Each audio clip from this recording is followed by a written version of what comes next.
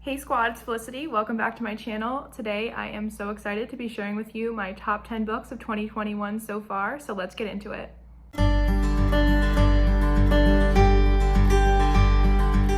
So far in 2021, I have read 100 books in the first 6 months. I read very fast when it's not for a school assignment. I don't know if anybody else can relate. And at my job this year, I worked as a substitute teacher, and a lot of time I had a lot of free time, or kids were working independently online, so I had a lot of time to read. So yes, I have read 100 books so far this year. No clue if I'll be able to read 100 more in the second half of the year or not, but I'm very proud of myself for this accomplishment. So how I figured out my top 10 was I went through my list of all the books I've read so far this year, and I made a separate list of all of my 5-star reads. And from there, I put all of them into a bias order, and I can link the website down below if you'd be interested. And you basically just write in all the titles, and then it'll give you 2 at a time. So it'll be like this book versus this book, and you just pick your favorite, and you keep picking your favorite, and then at the end it gives you a list of your ranking. So that made it a lot easier than me trying to do it myself. I know it's the same exact thing, but for some reason doing it through the website just feels easier and less stressful. But I ended up with my list of 10, and you'll see it's kind of not really 10, but this is my video, so I get to make the rules. So we're gonna be starting with book number 10 and finishing with my top book so far this year. But I just wanna say that really all of these books are so solid. I recommend them all highly. My friends in real life are sick of me recommending these books to them, so now I'm gonna be recommending them to you. So without further ado, let's start with my number 10 pick. The reason I said that some of these are actually more than 10 is because if it was a series, I kind of just counted it as one entity, but I will tell you what my favorite book in the series is for each one. So that would be the true book that made it into my top 10, I guess. So my number 10 book is the Hades and Persephone series by Scarlett St. Clair. This is a really fascinating modern retelling of the Hades and Persephone myth. And so far there are 4 books in the series. There is A Touch of Darkness, A Touch of Ruin, and A Touch of Malice, and then those are all from Persephone's point of view. From Hades' point of view, we have A Game of Fate, which is his point of view on the first book, A Touch of Darkness, and eventually Scarlett St. Clair is going to have all 3 of the books so far from Hades' point of view, and then the final 4th book is going to be told from alternating points of views, which is really interesting. So this series is very fresh and unique. If you were a fan of Percy Jackson as a kid, this is a great adult option for you because it's definitely an adult book, an adult romance, and it's telling the story of Hades and Persephone, but set in a modern world. And basically in this modern world, it's as if the Greek gods, Greek civilization never really died out, and it just kind of has continued into the modern age. So Persephone is a college student at New Athens University. She's kind of living her life. She's a daughter of Demeter, but nobody knows that she's a goddess. And she runs into Hades, and as we all know, the rest is history. But there is a lot more that happens along the way in this story. I think it was really cool the way that Scarlett St. Clair kind of adapted some of the myths to the modern day and age. The way that she interprets a lot of the gods and goddesses was really interesting, and it felt really different from a lot of Greek mythology books that I've read in the past. My favorite one was actually A Touch of Ruin, which is the second book. I felt that this one really upped the stakes a lot. It got a little bit darker and more intense, and I really liked the character development that Persephone and Hades both went through in that book the best. My number 9 pick is the Bridge Kingdom Duology by Danielle L. Jensen. This is a great enemies to lovers romance about the princess of a country who has been training her whole life to marry the king of another country so that she can completely infiltrate it, take him down, destroy everything, because the country where the king is from has this very lucrative trade industry that the princess's home country really wants for themselves. It's kind of told from both of their points of view. He doesn't trust her, she doesn't trust him. Slowly they start to fall in love, but the whole time she's kind of also wrestling with this idea that she has to be destroying this man's life even as she's falling in love with him. It was very juicy. It's a new adult read. I did prefer the first book, Bridge Kingdom, to the second book a little bit more, but I really enjoyed it as a whole, and I'm excited that the author is continuing the series with the third book, but it's going to be focusing on some of the minor characters that we met in the second Bridge Kingdom book. My number 8 pick is the CRAVE series by Tracy Wolff, specifically the third book, Covet. That was definitely my favorite in the series so far. The series is ultimately going to have 4 books and then a 5th book that's kind of giving some context to a major plot point in the second book. This series really took me by surprise. I decided to read it because I've been hearing a lot about it online, kind of in the book community, and I decided to give it a try. For this series, I would say if you like Twilight, but you thought Bella was insufferable, terrible, couldn't stand her, and you wish that Stephenie Meyer was way less problematic and that there was some better representation in her books, you will love the CRAVE series. It centers around Grace, who is a normal girl. Her parents have just died in a terrible car accident, so she has to go live with her uncle, who is the headmaster of this kind of mysterious boarding school in Alaska. And once she gets there, she realizes things are kind of not quite right, something's a little off, and eventually she realizes that it's actually a school for paranormal teens. So vampires, werewolves, witches, you name it, they're all going there. It's definitely a lot more young adult than the books that I've mentioned in the past. It doesn't take itself too seriously. There's lots of pop culture references, and it just felt like a really fun take on the vampire teen book, and I liked it a lot more than the other ones. And also, as the series progresses, it gets a lot more intense, the stakes are higher, more emotional, and I really like that too. It really took me by surprise. My number 7 pick is Kingdom of the Wicked by Carrie Maniscalco, who you might know as the author of the Stalking Jack the Ripper series. I read this book because it was recommended as something to cure the book hangover of a book that's going to be coming a little bit later on the list. And so I read it and fell in love with the story. It features Amelia, who is a witch living in 18th century Italy. When something very tragic happens, she makes a deal with a prince of hell to try to figure out what's going on and get some help. And this has unintended consequences. Amelia's family owns a restaurant, so I really like that setting. I like the descriptions of food and how cooking is something really important to her. I thought that it was adding something a little different to the typical witch story. I'm very excited to read the rest of the series because it ended on quite the cliffhanger, and I just need to know what happens next. My number 6 pick is a classic. I don't know why it took me so long to read it, but I'm so glad that I finally did in honor of Pride Month this year. And it is Red, White, and Royal Blue by Casey McQuiston.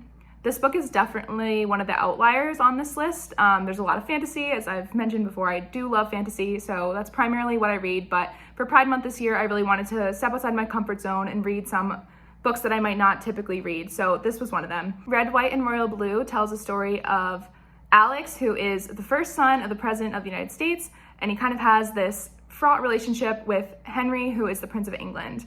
Alex and Henry have this sort of tense relationship, and when they cause an international scene at the royal wedding, they are forced to become friends with each other, be photographed together to kind of ease the tensions and make the rest of the world think that there's nothing really problematic going on between them. So it's set in an alternate universe where a woman won the 2016 election, and I just really loved what the author did with that. I love the details that stayed true from our world to this parallel universe and the things that were different, and the romance was top tier. I think you guys would love it. My number 5 pick is the From Blood and Ash series by Jennifer Armentrout. This is the book that I was talking about when I said that Kingdom of the Wicked was recommended as a cure for the book hangover after I read the second book in the series, Kingdom of Flesh and Fire, which is definitely my favorite so far. This series is interesting. I really can't say too much about what it's about without giving away some of the major plot points and kind of the twist at the end of the first book. But basically, it centers around Poppy, who is called the Maiden. She's sort of the chosen one in her country, and she has to be guarded all the time. And when one of her guards dies, she gets a new guard named Hawk, who she kind of starts to have feelings for, and it's sort of got those forbidden romance vibes. It's a very sexy story, definitely new adult, and I wish I could tell you more, but I don't want to spoil anything. I think it's just a book that you have to read for yourself and see. My number 4 pick is A Court of Silver Flames by Sarah J. Maas. Anybody that knows me knows I am a huge SJM fan, and ACOTAR specifically is my favorite of her 3 series. So this book I knew was going to be a favorite, and it actually blew me away how much I loved it. I think that, although for being realistic, A Court of Mist and Fury is my favorite in the series, as I'm sure it's many of your favorites. But this book really, I think, might be my second place favorite after that one. I have always really loved Nesta and Cassian. I shipped them from the second that they had their first scene together, so I love seeing them get their first book together. I love seeing their relationship develop. And I also just really love the growth that Nesta goes through over the course of the book. I think it's really powerful the way that we get to see Nesta get healthier, get stronger, and become the badass that we all have been waiting for her to become.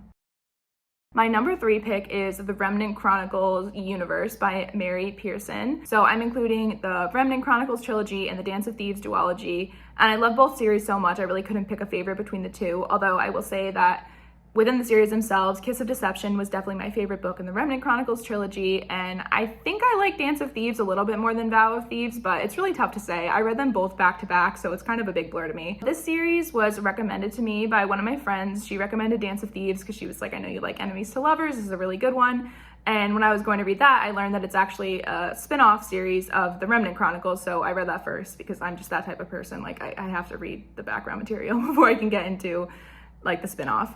The Remnant Chronicles features Lyra, who is the princess of a country. She's betrothed to the prince of another country, and she's not having it. So she and her handmaid, they run away the day of her wedding, and they're gonna go to this like charming seaside village where the handmaid has family, and so they can like hide out there and just like adopt new identities and start a new life. But little does Lyra know, she's being followed by both her betrothed and also an assassin who's been sent to kill her.